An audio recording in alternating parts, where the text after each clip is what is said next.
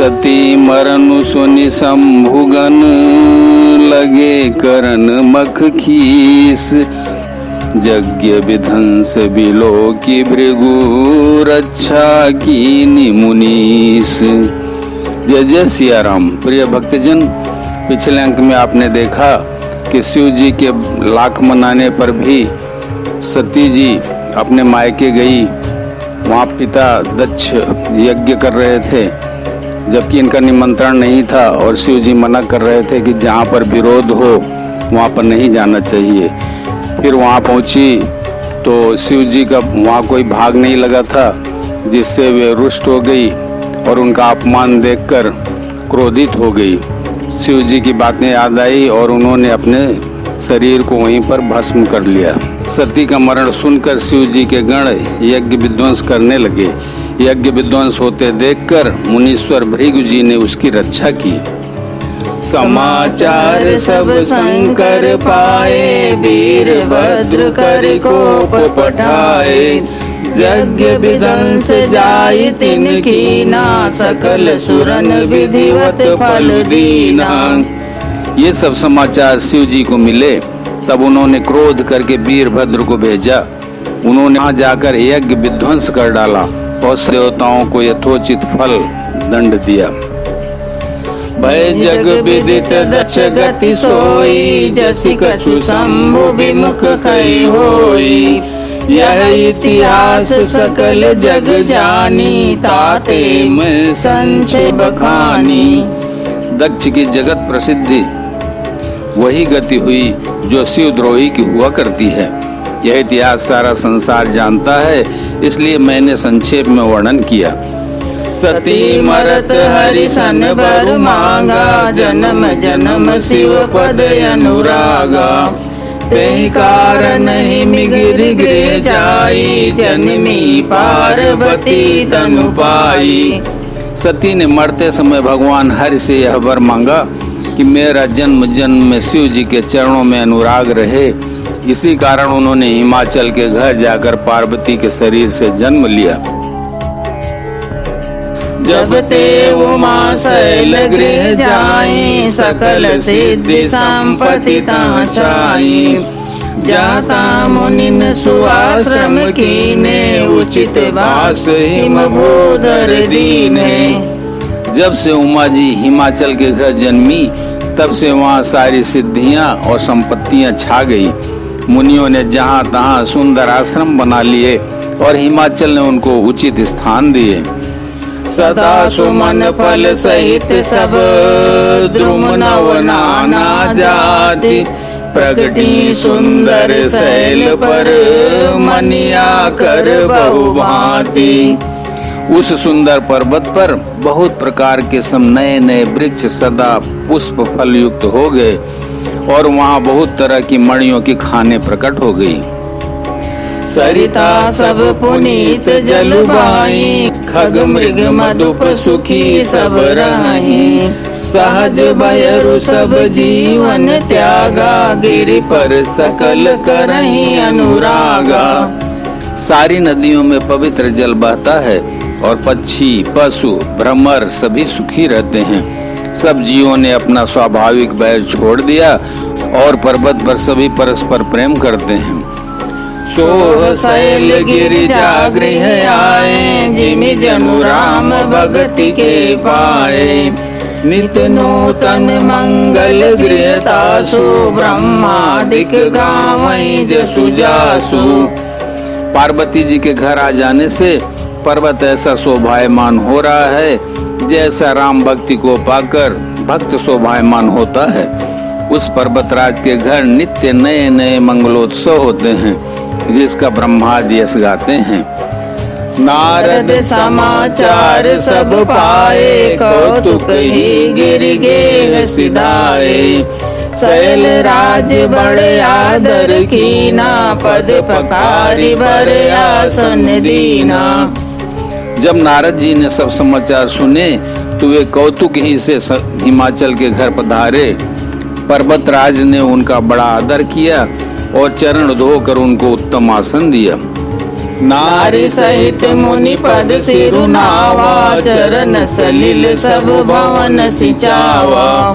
निज सौभाग्य बहुत गिरिवर न, सुता बोली मेली मुनि चरना।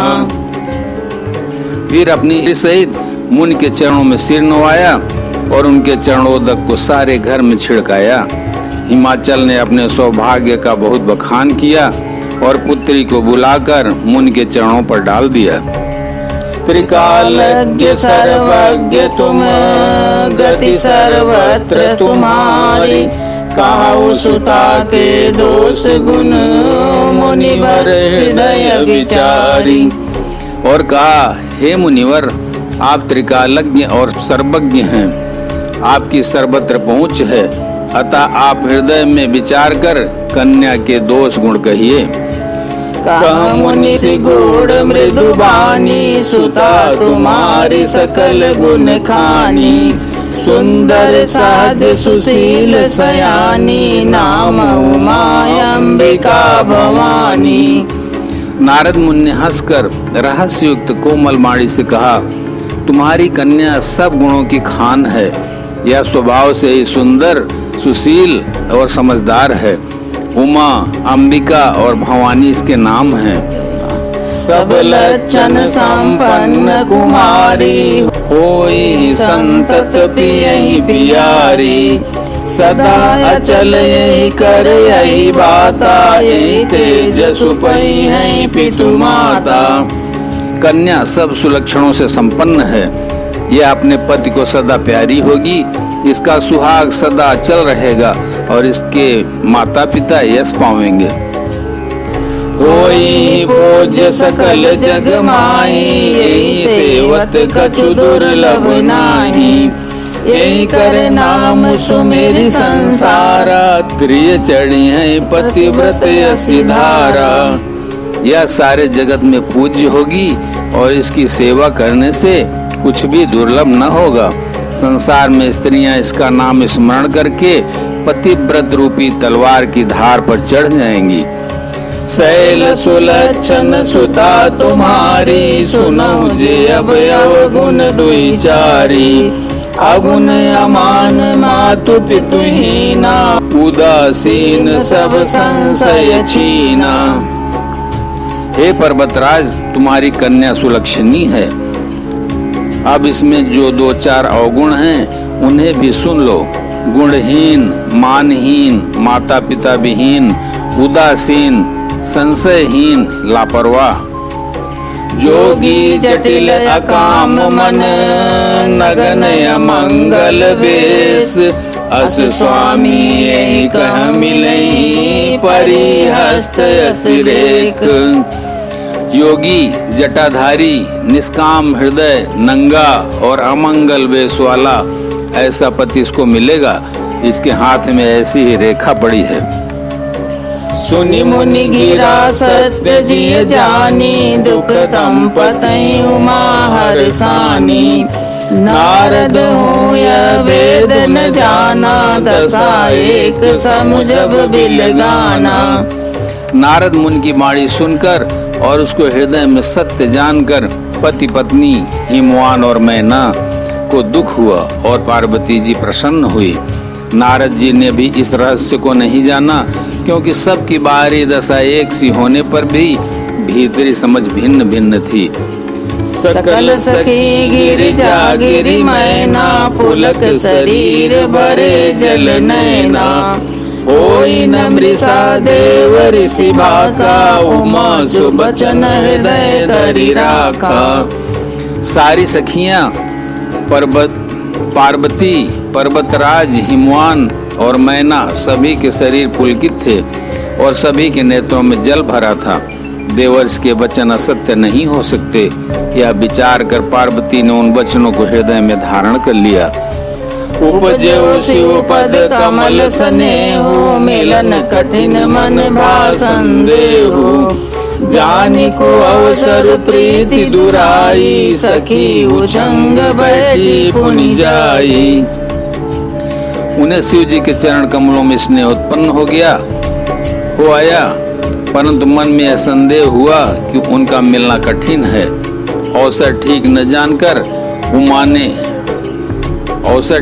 जानकर उमा ने अपने प्रेम को छिपा लिया और फिर वे सखी की गोद में जाकर बैठ गई। झूठ न होई देव ऋषि बानी, सोचै दंपति सखी सयानी। उर्धरि धीर काई गिरिराओ, काऊ नाथ का करिय उपाओ। देवर्ष की बाणी झूठी न होगी, यह विचार कर हिमवान, मैना और सारी चतुर सखियां चिंता करने लगी। फिर हृदय में धीरज धरकर पर्वतराज ने कहा, हे नाथ, कहिए अब क्या उपाय किया जाए। कह मुनि सहिमवंत सुनो, जो विधि लिखा लीलार। देव धनुज नर नाग मुनि, को न मेट निहार। मुनीश्वर ने कहा, हे हिमवान सुनो, विधाता ने ललाट पर जो कुछ लिख दिया है उसको देवता, दानव, मनुष्य, नाग और मुनि कोई भी नहीं मिटा सकते। बोलो सियावर रामचंद्र की जय, उमापति महादेव की जय, पवन सुत हनुमान की जय।